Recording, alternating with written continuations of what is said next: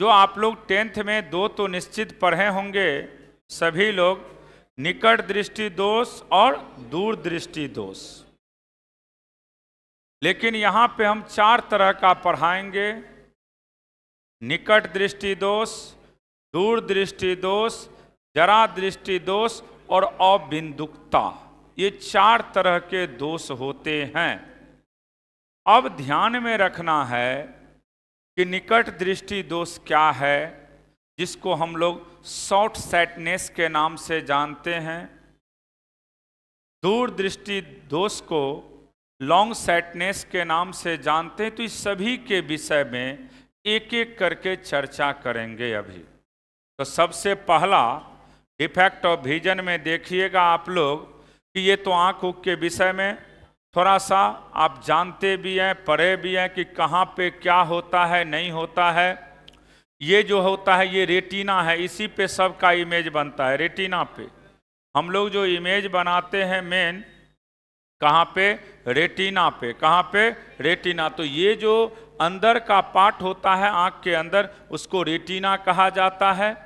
उसके बाद optics nervous इधर होता है, इस सबसे कोई मतलब नहीं है। ब्लाइंड स्पॉट यहाँ पे होता है अंदर में, यहाँ पे कोई स्पॉट आ जाता है उसी को ब्लाइंड स्पॉट कहा जाता है। कुछ भी दाग धब्बा आँख के अंदर में पड़ता है उसी को कहा जाता है। ये आप मान लीजिए जो मेडिकल के बच्चे हैं उनको बढ़िया से समझना और सीखना होता है। वह आप जब डॉक्टर बनेंगे तो इस सब के विषय में बारीकी से पढ़िएगा। इंजीनियरिंग वाले को इस सब समझने की ज़रूरत नहीं है, उसको सिर्फ ध्यान में रखना है कि रेटिना क्या होता है। तो ये जो अंदर के पार्ट होते हैं बाबू, इसी को हम लोग क्या कहते हैं, रेटिना। अगर किसी ऑब्जेक्ट का इमेज रेटिना पे बन रहा है इसका मतलब करेक्ट है, और रेटिना के या तो आगे जाए या पीछे जाए तो लेंस कैसा हो जाता है, इनकरेक्ट। तो हम लोग किसी भी दोष को दूर कराने के लिए हम लोग हमेशा इमेज को कहाँ बनाने का कोशिश करते हैं, रेटिना पे। कहाँ पे, रेटिना पे। अब देखिए ध्यान से एक एक करके हम लोग चर्चा करेंगे। डिफेक्ट ऑफ विजन में पहला है मायोपिया, जिसको हम लोग शॉर्ट साइटनेस कहते हैं।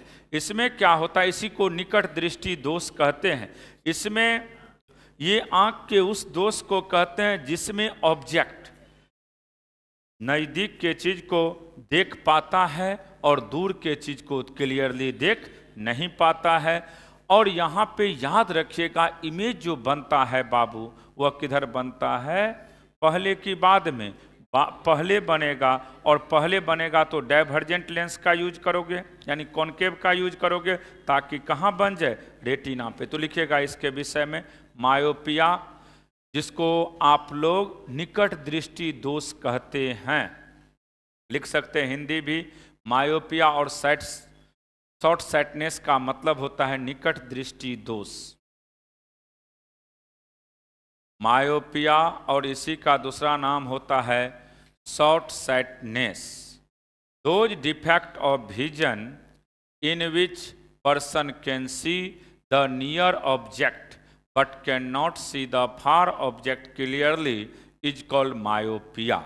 The image of near object is form on retina but image of far object is form in front of retina. Retina से पहले दूर का जो भी ऑब्जेक्ट होगा उसका इमेज रेटिना से किधर बनता है, पहले बनता है। अब सुनिए, जब रेटिना से पहले बनेगा तो उसको रेटिना तक ले जाना है।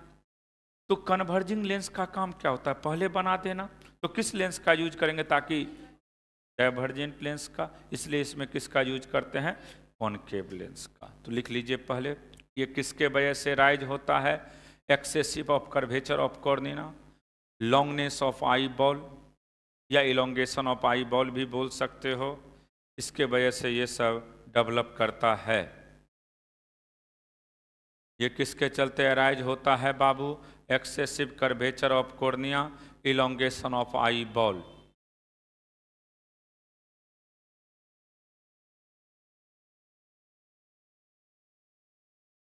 हम लोग चर्चा कर रहे हैं मायोपिया, निकट दृष्टि दोष। मायोपिया यानी निकट दृष्टि दोष के विषय में। सिंपली याद रखिएगा इसमें क्या होता है, ये किसके चलते होते हैं, एक एक करके आप लोग को समझना है। पहले लिखिएगा इसको।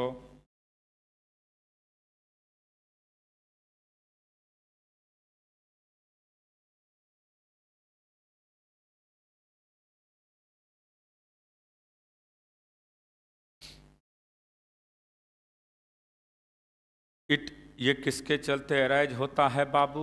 एक्सेसिव कर्वेचर ऑफ कॉर्निया और इलोंगेशन आई बॉल जो बढ़ जाता है तभी ये होता है। ये नहीं रटना है, यहाँ पे सिर्फ याद रखना है। अगर मान लीजिए 2 नंबर में दिया तब तो पूरा लिखना पड़ेगा।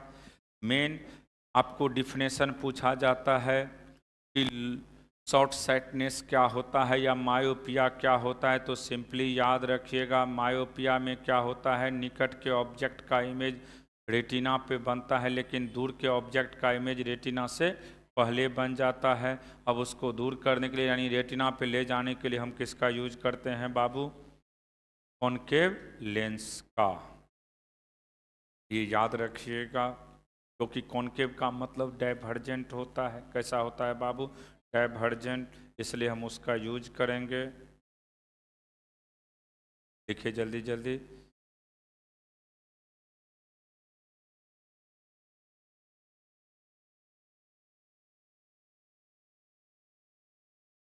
बना लिए सब लोग? डायग्राम हम बताएंगे अभी।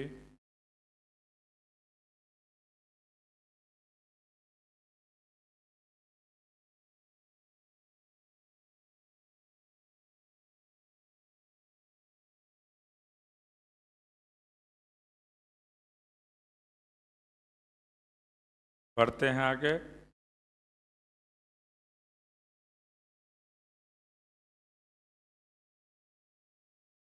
सर चलिए देखिए,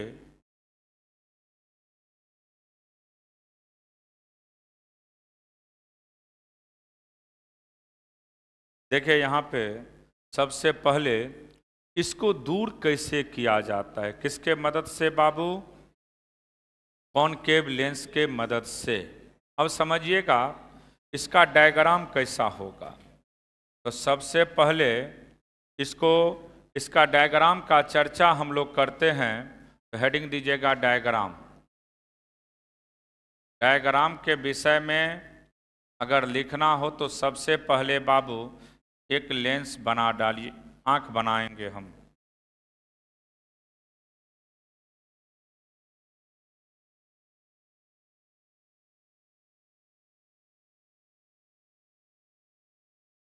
ये आपका आंख है, मान लो यहाँ पे रेटिना है।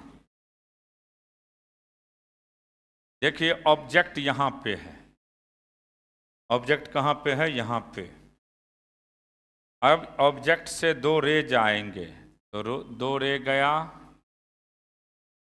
अब देख रहे हैं 2 रे जब गया बाबू, अब इसका इमेज यहीं बन गया। रेटिना से पहले बन गया कि नहीं बना है? रेटिना से पहले बन गया है। इसका मतलब ये करेक्ट आंख नहीं है। ये कैसा आंख है बाबू? मायोपिया वाला है, यानी शॉर्ट साइटनेस वाला है। ये आंख आपका गलत है। इससे आप दूर के ऑब्जेक्ट के इमेज को सही सही देख नहीं पाएंगे। देखिएगा लेकिन क्लियरली आपको पता नहीं चलेगा कि क्या है नहीं है। समझ गए ना? अब इसको करेक्ट करना है बाबू। ये मायोपिया वाला आंख है, मायोपिया आई, इसी को मायोपिया आई कहते हैं। अगर करेक्ट इसको करना हो बाबू तो करेक्ट करने के लिए कौन सा चीज लगाएंगे? यही आंख होगा। देखिए ध्यान से, यहीं पे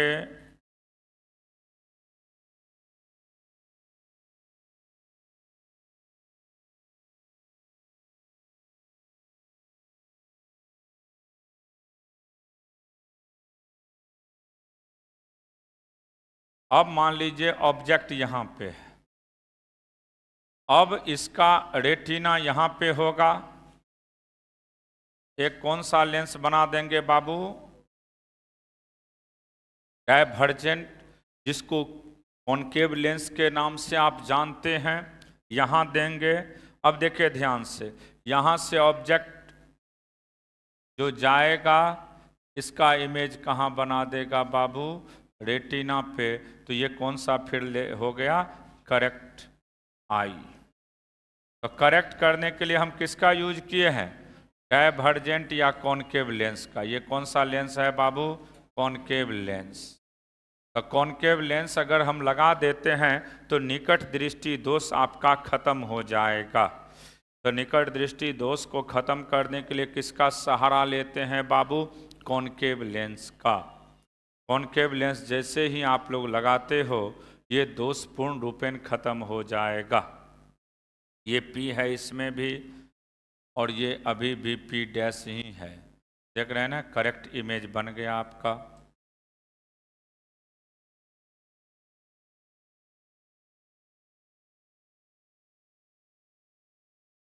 लिख लीजिए इसको। ये कौन सा चीज है? मायोपिया। हम लोग अभी किसका चर्चा कर रहे हैं?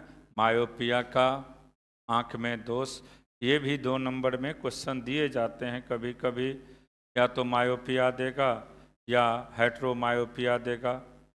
मान लीजिए उसमें निकट दूरदृष्टि दोष भी दिए जाते हैं, कभी निकट दृष्टि दोष, और उस सब में पूछा जाता है कि किसका यूज से उस दोष को निवारण किया जाए, खत्म किया जाए। इसलिए थोड़ा ध्यान में रखिएगा ये सब।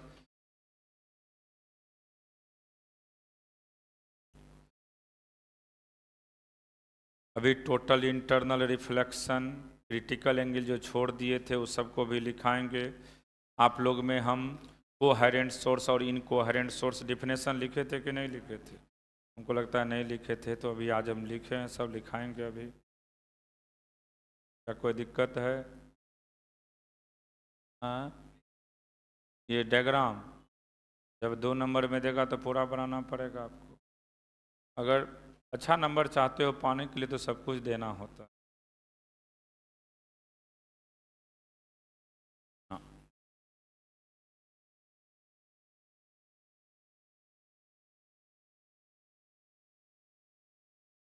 प्यार बोल, ये कभी भी 5 नंबर में नहीं पूछेगा, जब भी पूछेगा 2 नंबर में, क्योंकि 2 नंबर भी लिमिटेड होता है। अच्छा, जो स्लो प्रोसेसर है वो बाद में लिखिएगा, क्योंकि बहुत देख रहे हैं। डायग्राम बना लिया, सब डाला रहेगा, सब डाला रहेगा, बाद में डायग्राम बनाना आराम से घर पे। चलिए इसको लिखिए।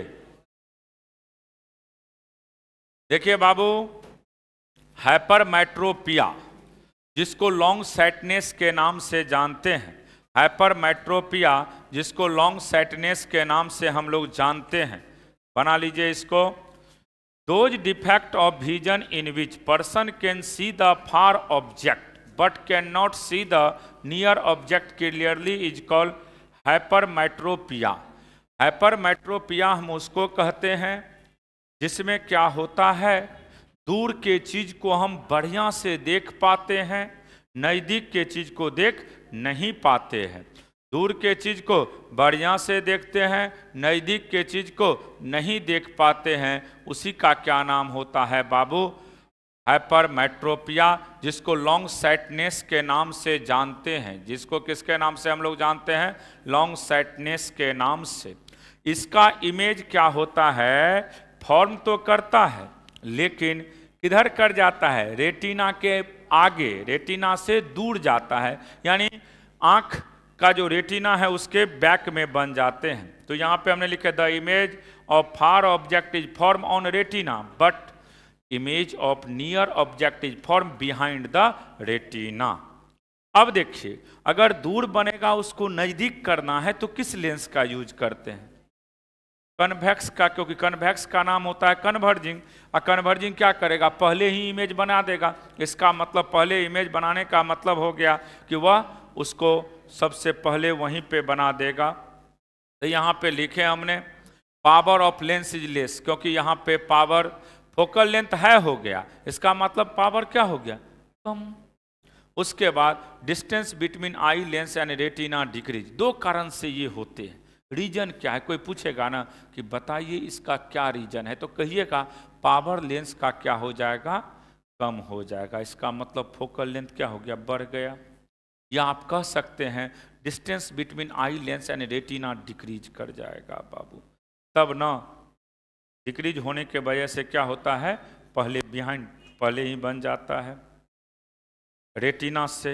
अब रेटिना तक ले जाना है तो क्या करोगे, कौन सा लेंस का यूज करोगे, कॉनकेव लेंस का कि कन्वेक्स का? कन्वेक्स का। किसका? कन्वेक्स का। किसका? कन्वेक्स का। किसका? कन्वेक्स का यूज करिएगा। तो दो ही चीज पूछे जाते हैं इसमें, किस लेंस के मदद से ये दोष दूर हो जाता है। लिख लिया डिफिनेशन, लिखिए इसको।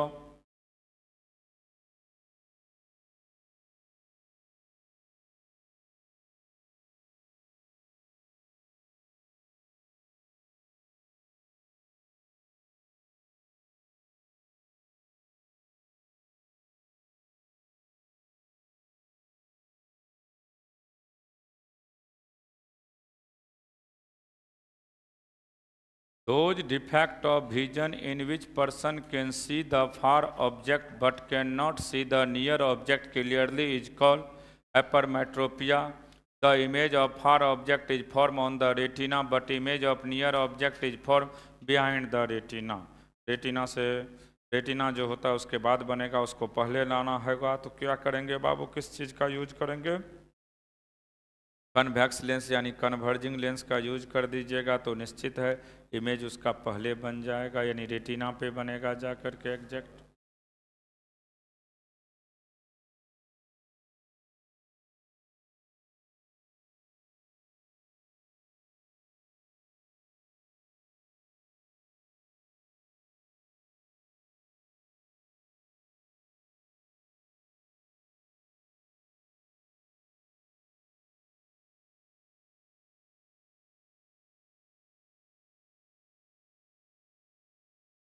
इसका रीजन दो चीज़ हो सकता है, या तो फोकल लेंथ है हो जाएगा, या आप कह सकते हो डिस्टेंस बिटवीन आई लेंस और रेटिना डिक्रीज करेगा।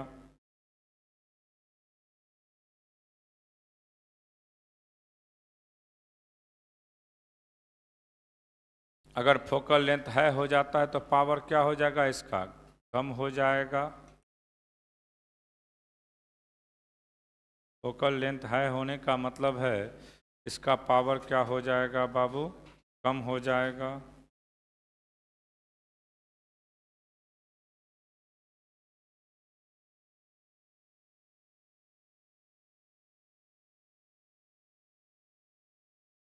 बनाइए जल्दी। अब इसके बाद दिखाते हैं डायग्राम। डायग्राम खुद से भी बना सकते हो, आंख का दोष है बाबू ये। डायग्राम बना लीजिए सभी लोग, बढ़ें आगे। चलिए देखिए, इसको रिमूव करने के लिए किसका यूज करेंगे, कन्वेक्स लेंस का। ये इम्पोर्टेंट होता है कि किसके यूज से हम इसको ख़त्म कर सकते हैं। तो देखिए अब डायग्राम का बात कर रहे हैं हम लोग। डायग्राम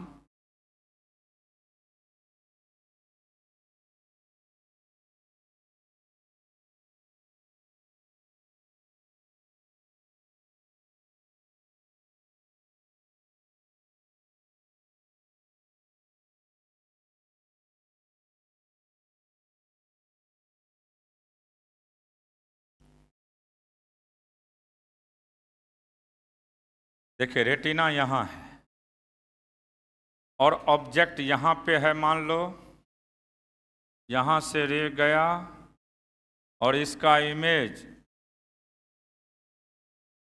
यहाँ पे बना है। तो ये P है और ये P डैश है। तो यहाँ पे जब बना है तो अब इसको सही करना है, तो दूर जाके बना है, नज़दीक लाना है। तो नज़दीक लाने के लिए हम किसका यूज करते हैं, कन्वेक्स का। कन्वेक्स का मतलब होता है कन्वर्जिंग, और कन्वर्जिंग लेंस का काम होता है जो दूर इमेज आ रहा है उसको पहले बना देना। तो इसीलिए यहाँ पे हम किसका यूज करेंगे बाबू, कॉन्वेक्स लेंस का।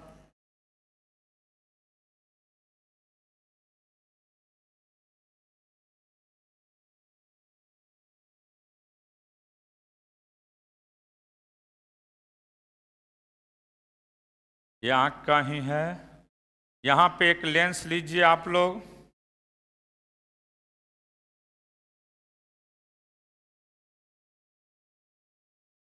यहाँ पे ये ऑब्जेक्ट है,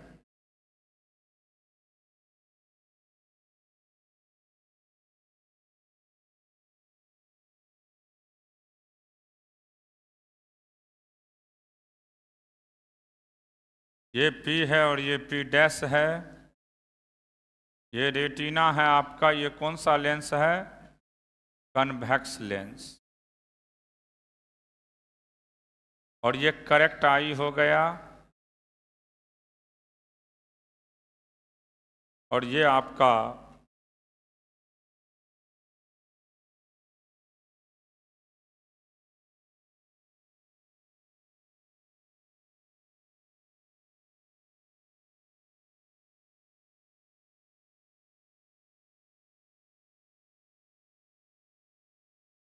बना लो।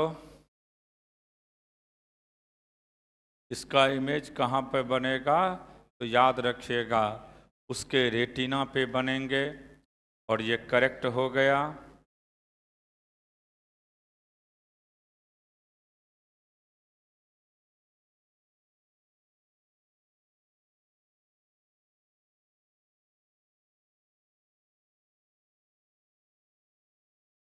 इसका इमेज अगर रेटिना पे बनता है किसी का भी, तो उसमें किसी तरह का दोष नहीं होता है। या तो रेटिना से पहले बन जाएगा या रेटिना के बाद बनेंगे, तो वहाँ पे दोनों दोष हो सकता है। अगर रेटिना से पहले बना है तो डायवर्जेंट का यूज करिएगा, रेटिना के बाद बना है तो कन्वर्जेंट का यूज करिएगा।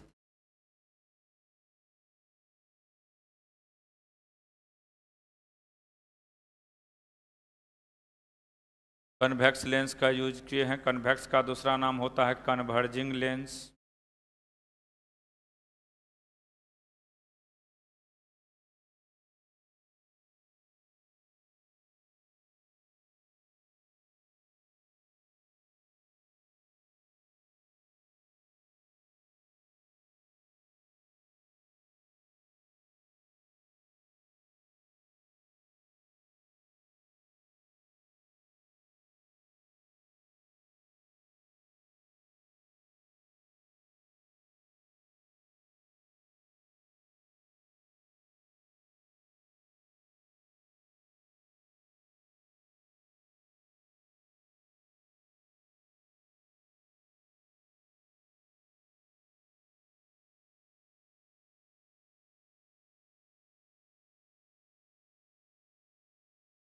धीरे बनाता है।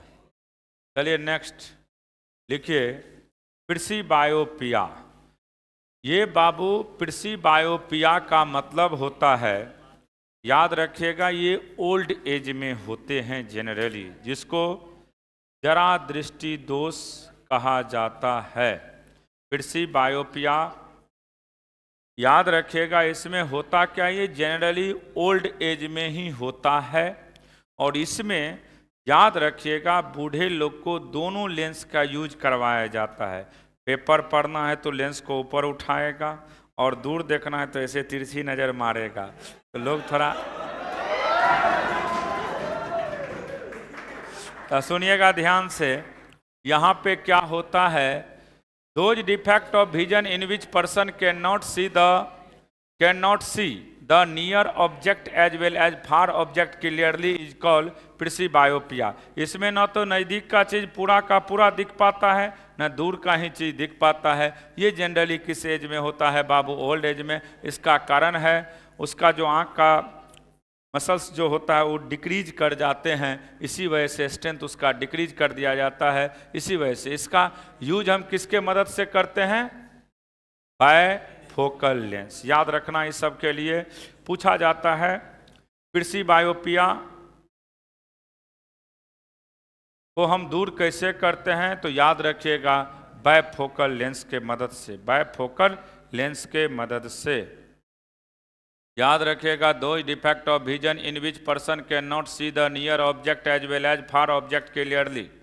न तो नज़दीक के ऑब्जेक्ट को बढ़िया से देख पाता है, ना ही दूर के ऑब्जेक्ट को देख पाता है, इसलिए इसका नाम क्या पड़ गया है, प्रेसिबायोपिया। ये जनरली ओल्ड एज में होता है, क्योंकि यहाँ पे उसका जो स्ट्रेंथ होता है क्लियरली मसल्स का, वो डिक्रीज कर जाते हैं, इसी वजह से ये दोष होते हैं। और इसको दूर करने का क्या तरीका है, बायफोकल लेंस का यूज करना। बायफोकल लेंस के मदद से इसको हम लोग दूर कर सकते हैं।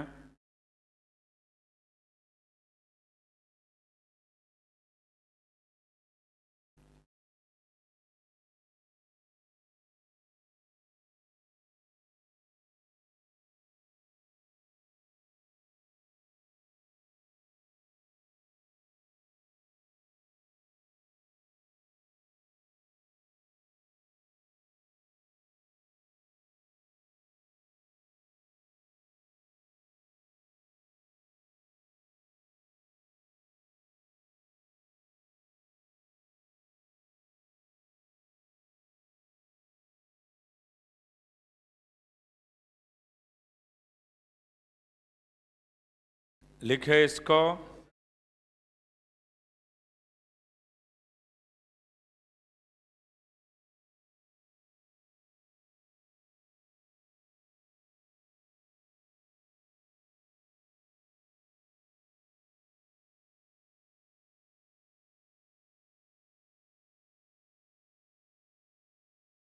हेडिंग देख के छोड़।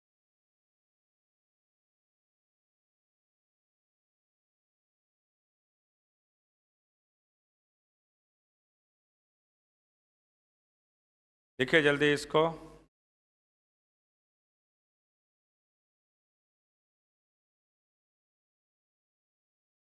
चलिए लिखिए, एस्टिमेटिज्म। उसका डायग्राम नहीं बनाना है बाबू।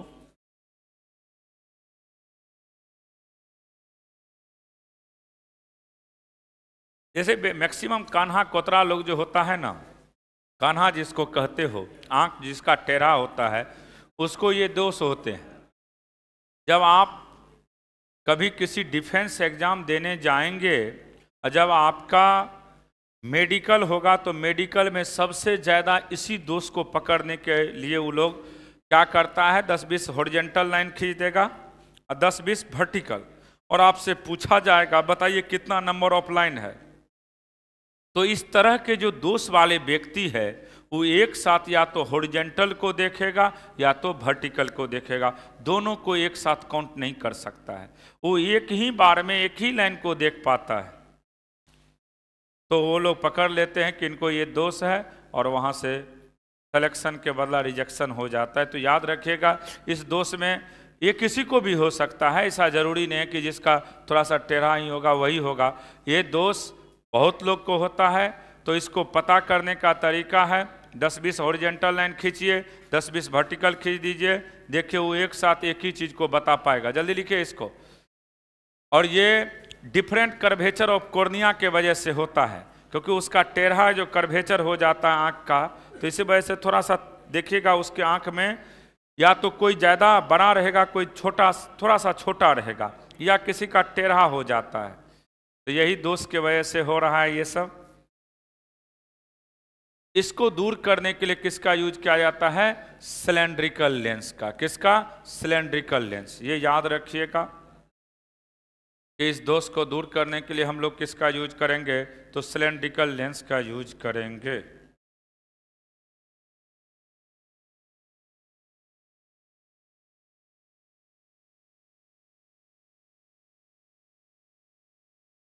ये पूछ सकता है ये किसके चलते होता है, तो different curvature of cornea in vertical and horizontal plane. और इसको दूर करने के लिए हम किसका यूज करते हैं बाबू, सिलेंड्रिकल लेंस का। किसका, सिलेंड्रिकल लेंस का। याद रखेगा, इस तरह के दोष को दूर करने के लिए हम किसका यूज करते हैं, सिलेंड्रिकल लेंस का।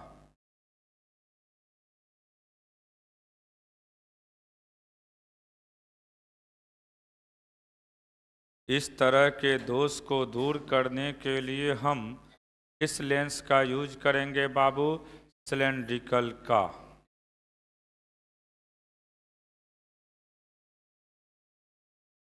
ये सब का डायग्राम नहीं बनाना है क्योंकि डायग्राम उतना इम्पोर्टेंट है नहीं। ये सब कभी कभी ऑब्जेक्टिव में दिया जाता है कि किसको किस चीज़ के मदद से दूर किया जाता है। कंपटीशन सब में भी पूछेगा तो सिर्फ आपको पूछा जाएगा कि किसको दूर करने के लिए किस चीज़ का यूज किया जाता है, इससे ज़्यादा इसमें कुछ पूछा भी नहीं जाता है। इसमें किसके मदद से हम लोग दूर करते हैं, याद रखिएगा, सिलेंड्रिकल लेंस के मदद से।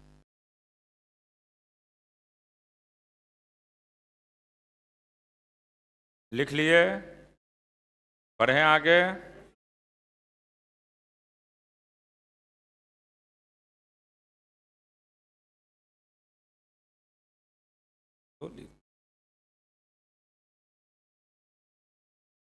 कॉलेजर में जाएगा 6 महीना में भाग आएगा। चलिए लिखिए,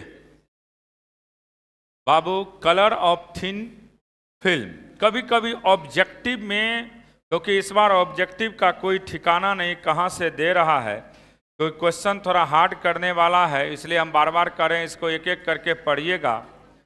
तो पूछा जाता है कि कलर ऑफ थिन फिल्म, तो सॉफ्ट फिल्म या थिन फिल्म जो होते हैं वाटर में, नहीं जैसे आपके फैन उन लगा रहता है, आप लोग उसको फूंकते हैं तो डिफरेंट डिफरेंट टाइप का मिलता है, फफोला टाइप का, उसी को थिन फिल्म के नाम से जाना जाता है। ये किसके चलते बनता है, तो ये याद रखना, इंटरफेरेंस के वजह से।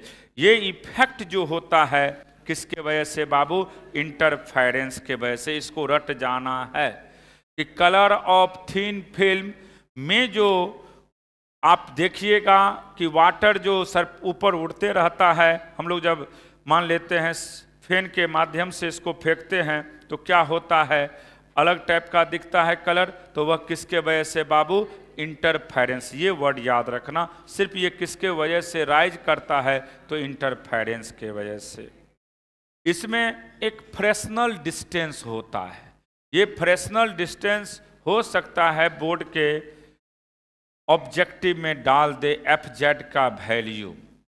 ये minimum distance, it is the minimum distance a beam of light has been travel before its deviation from straight line path becomes significant. Fractional distance का वैल्यू a² होता है। याद होगा, ये हम जो पढ़ाए थे डिस्पर्सन ऑफ लाइट, याद है?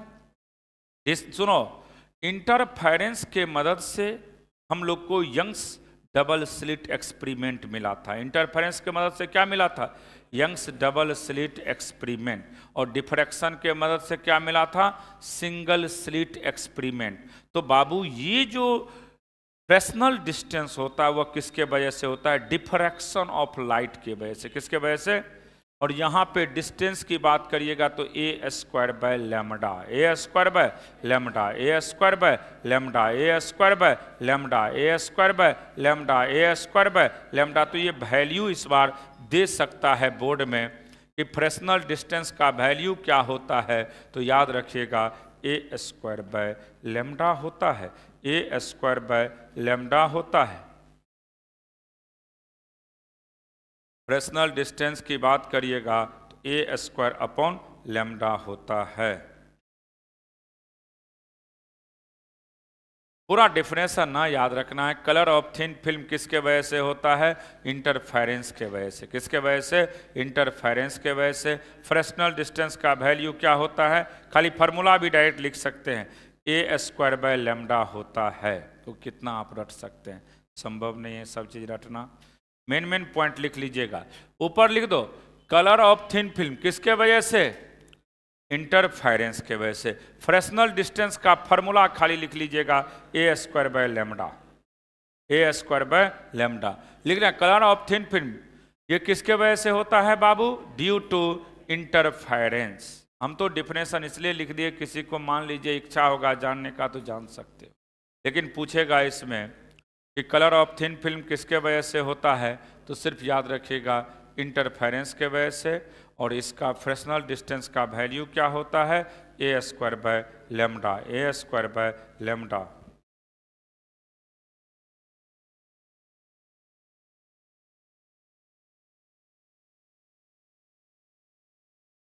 खाली वैल्यू लिख लो, फार्मूला फ्रेसनल डिस्टेंस का value A square by lambda, और कुछ नहीं लिखना, फ्रेसनल डिस्टेंस का value A square by lambda, खाली वैल्यू लिख लेना। फ्रेसनल डिस्टेंस का वैल्यू क्या होता है, ए स्क्वायर बाय लैम्डा, और कुछ नहीं लिखिएगा। बेवजह का याद करोगे नहीं, उसको लिख करके कोई फायदा है नहीं। फ्रेसनल डिस्टेंस का वैल्यू लिख लीजिए खाली ए स्क्वायर बाय लैम्डा। लिख लिए फ्रेसनल डिस्टेंस का value A square by lambda. अब चलिए यहां से स्टार्ट करते हैं टोटल इंटरनल रिफ्लेक्शन। अब सुनिएगा बाबू, टोटल इंटरनल रिफ्लेक्शन तभी पॉसिबल है जब, ये बहुत इंपॉर्टेंट है, इसके मदद से बहुत सारे चीज को अभी हम समझाएंगे। टोटल इंटरनल रिफ्लेक्शन, तो हेडिंग दीजिएगा सभी लोग, टोटल इंटरनल रिफ्लेक्शन। इसके लिए हम एक डेंसर मीडियम लेते हैं बाबू, हो सकता है इधर वाटर हो। हमेशा ऑब्जेक्ट को कहाँ रखना है, डेंसर मीडियम में। ऑब्जेक्ट को कहाँ रखना पड़ता है, इसमें डेंसर मीडियम में। ये है मान लीजिए वाटर, इधर क्या है आपका एयर। अब देखिए हम लोग करते क्या हैं, अगर यहाँ पे कोई ऑब्जेक्ट है, डेंसर मीडियम में ऑब्जेक्ट है, अगर ये मान लीजिए सीधा रे जाता है तो सीधे एक मीडियम से दूसरे मीडियम में लाइट ट्रेवल करेगा। स्ट्रेट जाएगा तो कोई फर्क इस पे नहीं पड़ने वाला है, सीधे निकल जाएंगे, ठीक है, स्ट्रेट जाएगा तब। लेकिन अगर मान लीजिए यहां से ये रे ऐसे आते हैं, अब समझना, ये इंसिडेंट एंगल है बाबू, ये इंसिडेंट एंगल आई है, तो ये कौन सा चीज होगा, रिफ्रैक्टेड। इसको क्या कहेंगे बाबू, रिफ्रैक्टेड रे, रिफ्रैक्टेड रे दूसरे मीडियम में चला गया। यहां पे इंसिडेंट एंगल का वैल्यू क्रिटिकल से छोटा है। आप ऐसे बोल सकते हैं, इंसिडेंट एंगल का वैल्यू किससे छोटा है बाबू, इंसिडेंट छोटा है किससे, क्रिटिकल से। किससे, क्रिटिकल से। किससे, थीटा सी। थीटा सी आई हो गया इंसिडेंट, आई हो गया इंसिडेंट। देखो एक बार समझ लीजिए, इसको इंसिडेंट कहते हैं हम लोग, और याद रखिएगा यहाँ पे इंसिडेंट का वैल्यू छोटा है किससे, क्रिटिकल से। इंसिडेंट अगर छोटा होगा क्रिटिकल से तो क्या होगा, रिफ्रैक्शन होगा या रिफ्रैक्टेड रे मिलेंगे। अगर इसी में नेक्स्ट केस देखिए, अगर इंसिडेंट एंगल का वैल्यू क्रिटिकल के बराबर होता है, किसके बराबर बाबू, क्रिटिकल के बराबर। अगर इंसिडेंट एंगल का वैल्यू क्रिटिकल एंगल के बराबर होगा तो ये कितना से रिफ्रैक्ट करेगा, 90 से। कितना से, 90 से। अगर इंसिडेंट एंगल का वैल्यू क्रिटिकल एंगल के वैल्यू के बराबर होगा तो ये कितना से रिफ्रैक्ट करेगा, 90 से। और आखिरी समझिएगा, अगर इंसिडेंट एंगल का वैल्यू बाबू, अगर इंसिडेंट एंगल का वैल्यू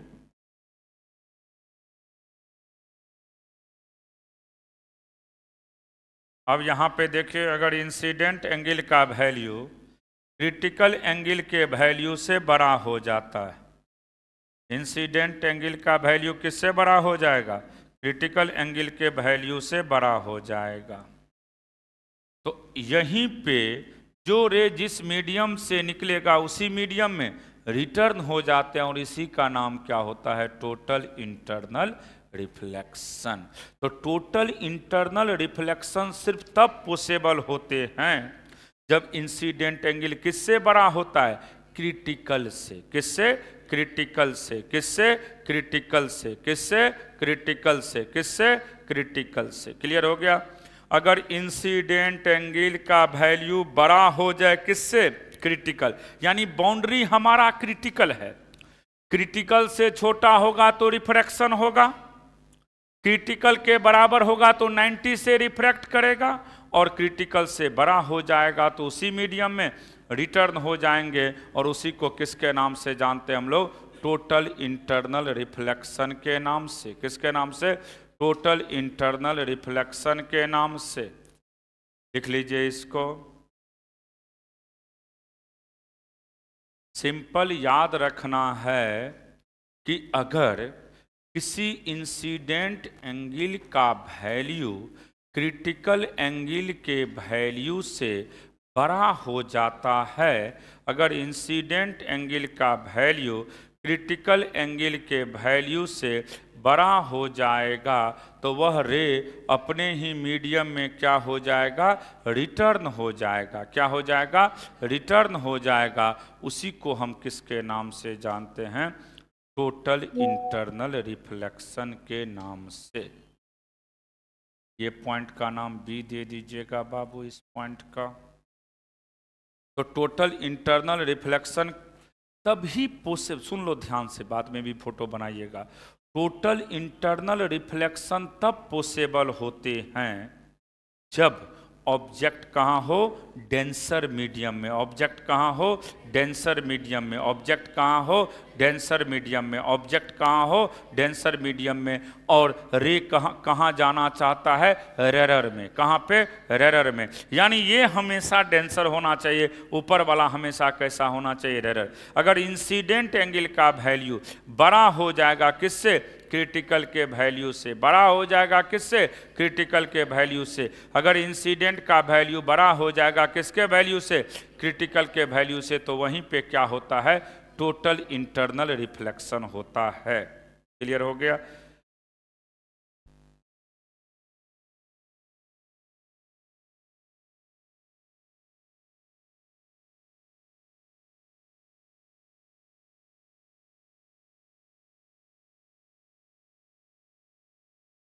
अब सुनिएगा ध्यान से। टोटल इंटरनल रिफ्लेक्शन सिर्फ तब पॉसिबल होंगे जब ऑब्जेक्ट कहां होगा? डेंसर में। ऑब्जेक्ट कहां होगा? डेंसर में। ऑब्जेक्ट कहां होगा? डेंसर में। ऑब्जेक्ट कहां होगा? डेंसर में। क्लियर हो गया?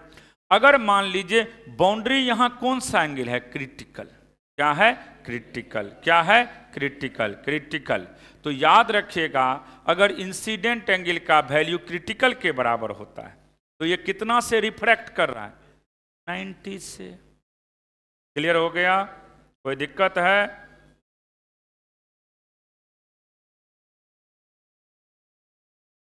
चलिए देखिए, अब हम लोग कंडीशन लिखेंगे। टोटल इंटरनल रिफ्लेक्शन का क्या कंडीशन है? तो देखो, the light must travel from denser to rarer, क्योंकि ऑब्जेक्ट हमेशा कहां रहेगा? डेंसर में। ऑब्जेक्ट कहां रहेगा? डेंसर में। और angle of incidence must be greater than critical angle. Angle of incidence हमेशा बड़ा होगा किससे बाबू? क्रिटिकल के वैल्यू से।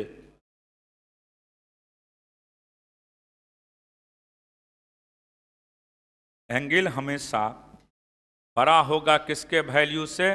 क्रिटिकल के वैल्यू से। कंडीशन लिख लीजिए। कंडीशन लिखिए, the light must travel from denser to rarer medium. Light हमेशा कहां से कहां तक जाता है? डेंसर से रेरर। डेंसर से रेरर। डेंसर से रेरर। डेंसर से रेरर। डेंसर से रेरर। और याद रखिएगा, incident angle must be greater than critical angle. Incident angle must be greater than critical angle. Total internal reflection का यही दो कंडीशन है कि इंसिडेंट एंगल का वैल्यू हमेशा बड़ा होना चाहिए क्रिटिकल से, और लाइट हमेशा ट्रेवल करना चाहिए किधर से किधर? डेंसर से रेरर, डेंसर से रेरर, डेंसर से रेरर। अरे बात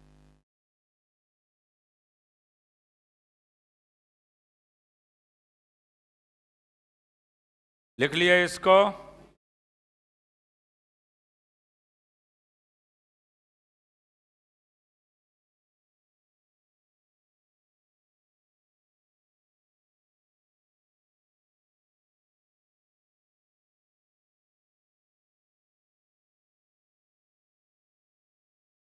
चलिए अब इसके आगे चर्चा हम कर रहे हैं।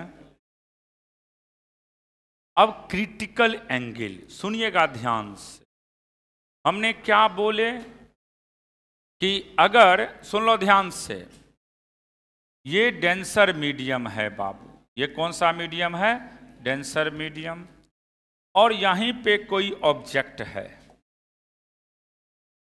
ये डेंसर है, और ऊपर में क्या होगा बाबू? रेरर। रेरर, रेरर मीडियम का मतलब फाका होता है। अब देखो ऑब्जेक्ट यहां पे गया,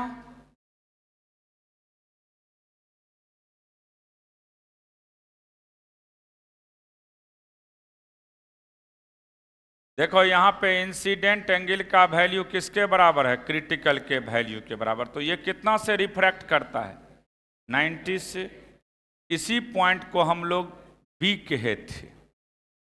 क्रिटिकल एंगल सिर्फ इतना ही याद रखिएगा, अगर इंसिडेंट एंगल का वैल्यू 90 डिग्री के बराबर, सॉरी, अगर इंसिडेंट एंगल का वैल्यू क्रिटिकल एंगल के बराबर होता है तो वहां पे क्या होंगे बाबू?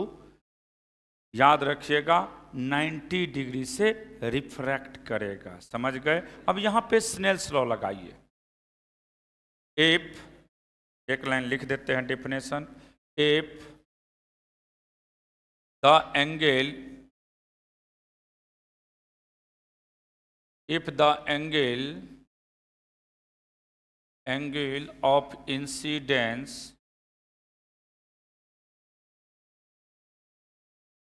is, angle of incidence is equal to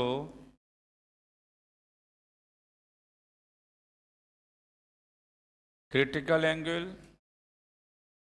then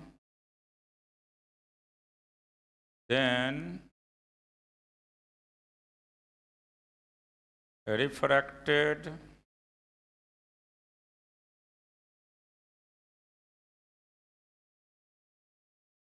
is, कितना से रिफ्रैक्ट करेगा बाबू? 90 डिग्री। अब देखिए यूजिंग स्नेल्स लॉ, आप लोग कौन सा लॉ लगाओगे बाबू? यूजिंग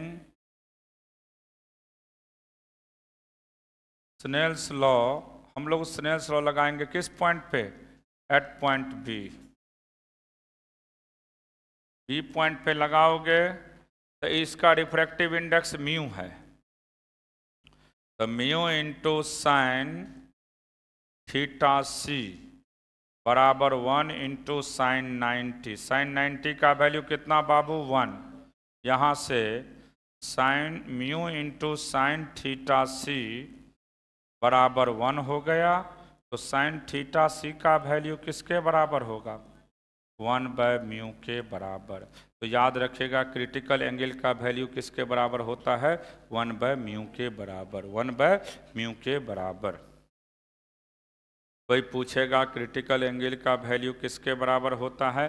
तो 1/μ के बराबर। अगर इंसिडेंट एंगल का वैल्यू क्रिटिकल एंगल के बराबर होता है, अगर इंसिडेंट एंगल का वैल्यू क्रिटिकल एंगल के बराबर होता है तो रिफ्रैक्शन कितना से होगा? 90 से। कितना से? 90 से। फार्मूला रट जाना, साइन थीटा सी का वैल्यू हमेशा किसके बराबर होता है? 1/μ। इससे पहले भी बोले थे डायरेक्ट कि साइन थीटा सी का वैल्यू लिख सकते हो क्या बाबू? 1/μ। क्रिटिकल एंगल याद इतना ही रखना होता है कि साइन थीटा सी का वैल्यू किसके बराबर होता है? 1/μ के बराबर। साइन थीटा सी का वैल्यू 1/μ, साइन थीटा सी का वैल्यू 1/μ, साइन थीटा सी का वैल्यू 1/μ, साइन थीटा सी का वैल्यू 1/μ। अगर 90 से रिफ्रैक्ट करेगा तो साइन थीटा सी का वैल्यू किसके बराबर हो जाएगा? 1/μ के बराबर, 1/μ के बराबर। साइन थीटा सी का वैल्यू किसके बराबर होगा? 1/μ के बराबर। साइन थीटा सी का वैल्यू किसके बराबर? 1/μ के बराबर। साइन थीटा सी का वैल्यू किसके बराबर हो जाएगा बाबू? 1/μ के बराबर। लिख लिए इसको। साइन थीटा सी का वैल्यू किसके बराबर? 1/μ के बराबर। बढ़े आगे। चलिए देखिए बाबू, यहाँ पे सुनिएगा ध्यान से। Factor on which critical angle depend. तो क्रिटिकल एंगल डिपेंड करता है वेवलेंथ पे। किस पे बाबू? वेवलेंथ पे। सुनिए, wavelength directly proportional to 1/μ, directly proportional to sine c. अब सुन लीजिए ध्यान से, ये सब बाद में लिखिएगा, आराम से समझो। किस कलर का वेवलेंथ सबसे ज्यादा? रेड का। तो क्रिटिकल सबसे ज्यादा किसका होगा? रेड का। तो अगर ये सब ऑब्जेक्टिव के लिए है, जिसका वेवलेंथ सबसे ज्यादा होता है उसका क्रिटिकल भी सबसे ज्यादा होगा। तो थीटा सी या C R critical angle R का ज्यादा होगा वैलेट से। उसके बाद साइन थीटा सी का फॉर्मूला क्या पड़ा है? 1/μ। 1/μ होता है। आर हो गया बाबू, मान लेते हैं आर किसी अदर रे का है, रिफ्लेक्टेड का है। डी हो गया, या आप रेडर कहिए, इसको कहिए आप डेंसर। आर का मतलब रेडर कहिए, डी का मतलब डेंसर। तो सुन लो ध्यान से, पहले जो रहता है उसको ऊपर लिखते हैं और जो बाद में रहता है उसको नीचे लिखते हैं। याद है ना? पहले जो रहता है उसको ऊपर लिखते हैं, बाद में जो रहता है उसको नीचे। तो यहाँ पे μr क्या हो जाएगा? μd। फिर बाबू वेवलेंथ उल्टा होता है, तो क्योंकि देख रहे हो ना ये एक दूसरे का कैसा रिलेशन है? रिवर्स है। फिर उसके बाद टोटल इंटरनल रिफ्लेक्शन के लिए इंसिडेंट का वैल्यू बड़ा होना चाहिए किससे? क्रिटिकल के वैल्यू से। और क्रिटिकल का वैल्यू क्या लिख सकते हैं? साइन सी का वैल्यू बताइए, साइन μr/μd। आर का मतलब लिख लेना साइड में कहीं पे, आर हो गया rarer, rarer medium, rarer medium. D हो गया बाबू डेंसर मीडियम। देखिए इसमें आपको अगर लिखने का मन करे तो एक चीज खाली लिख देना, रेड कलर का वेवलेंथ ज्यादा होता है किससे? वैलेट से। इसलिए क्रिटिकल भी रेड का क्या होगा? ज्यादा हो जाएगा किससे? वैलेट से। यही इंपॉर्टेंट पॉइंट है। वैसे बोलने के लिए हम लोग बहुत चीज बोल देते हैं, इन सब याद नहीं रखना। इच्छा होगा किसी को लिखने का तो घर पे बैठ के आराम से लिख। ये सब कोई उतना इंपॉर्टेंट नहीं है, हम बोल दिए कि ऐसे होता है। इतना डेप्थ में कब CBSE वाला को दे दे तो दे दे, बिहार बोर्ड वाले को तो कभी दे ही नहीं सकता। चलिए आप देखिए, सबसे लिख रहे थे क्या? अरे लिख लो लिख लो, लिखो, लिखने का इच्छा है तो लिख ले।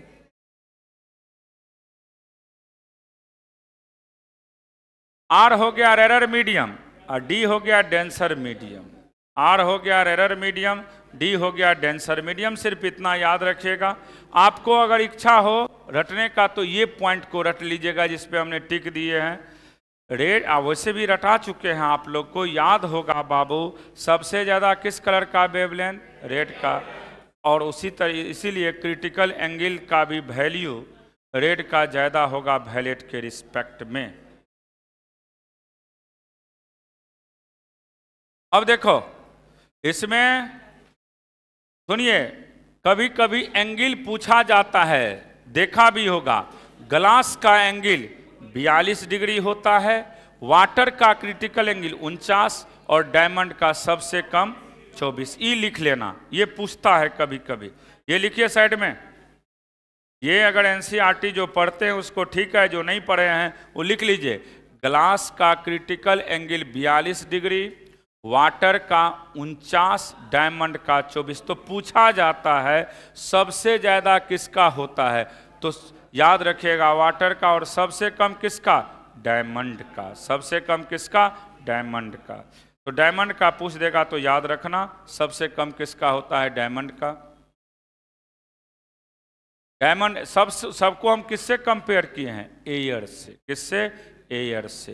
तो एयर से सबको कंपेयर किए हैं तो सबसे ज़्यादा हो गया आपका वाटर का, उसके बाद ग्लास का, और सबसे कम किसका होगा? डायमंड का। ये मत लिखना, वो लिख लेना।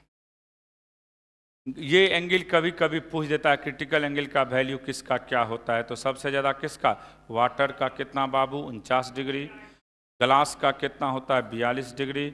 और डायमंड का कितना होता है? 24। तो सबसे पूछा जाता है कि कम किसका होता है, तो याद रखना डायमंड का।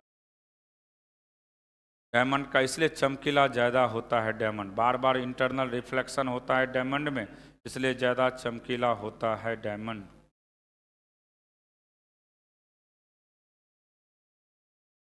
सबका एंगल लिख लो। ग्लास का क्या होता है, वाटर का क्या होता है, और डायमंड का क्या होता है? सब नहीं लिखना है, सब टेम्परेचर वम्परेचर, खाली एंगल लिखो। अब देखिए सुनिए, जैसे आप लोग देखते होंगे कभी,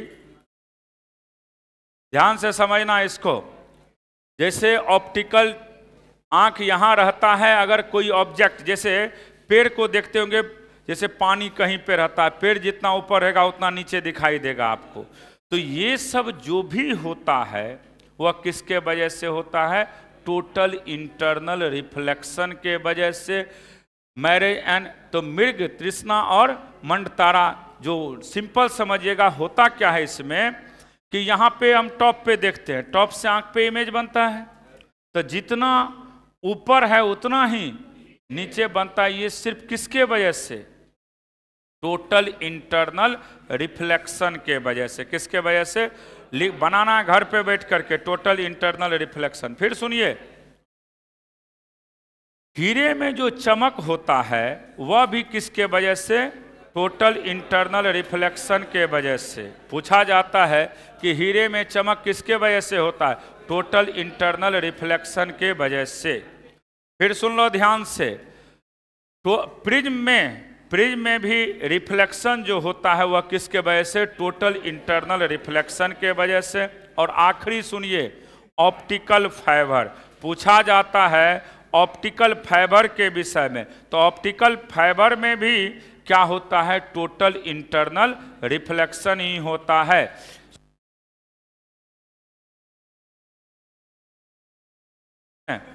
सुनिए ध्यान से, टोटल इंटरनल रिफ्लेक्शन के वजह से ऑप्टिकल फाइबर पूछा जाता है। ये बहुत बहुत इंपॉर्टेंट है, ये बराबर बोर्ड में पूछे जाते हैं। ऑप्टिकल फाइबर देखे होंगे, पूछा जाएगा आपसे कि ऑप्टिकल फाइबर किस प्रिंसिपल पे काम करता है, तो याद रखना टोटल इंटरनल रिफ्लेक्शन।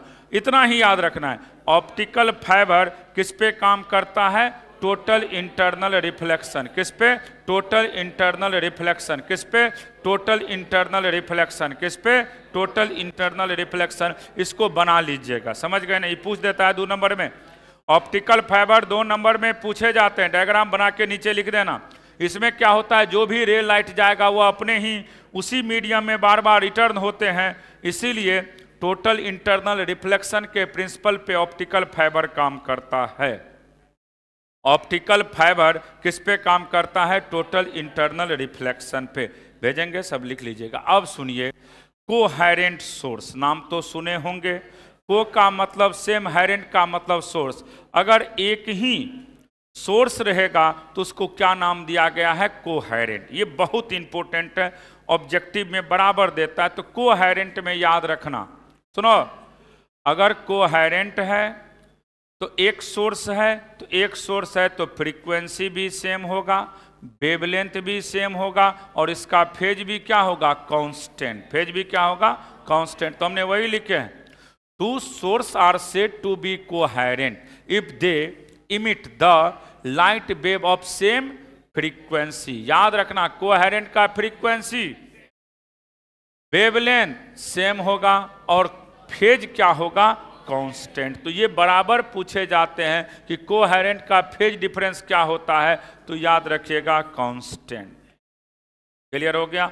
अगर सुन लो क्वेश्चन ऐसे देगा, दो कोहेरेंट सोर्स है तो फेज डिफरेंस क्या होगा, 0 होगा, क्योंकि फेज अगर कांस्टेंट है तो फेज डिफरेंस 0 हो जाएगा। क्लियर हो गया। तो कोहेरेंट किसको कहते हैं समझ गए।